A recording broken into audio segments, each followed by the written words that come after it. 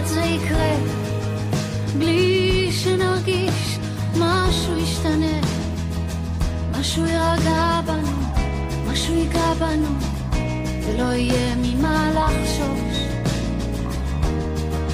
וזה יבוא כמו קו חרוט על כף יד, זה יבוא בטוח בעצמו, כאילו היה שם תמיד וחיכה שנבחין בו. וזה יבוא, אתה תראה, הידיים הקפוצות יתאחו, והלב השומר לא להיפגע יפעם בקצב רגיל. זה יבוא כמו שהטבע רגיל להיות שלם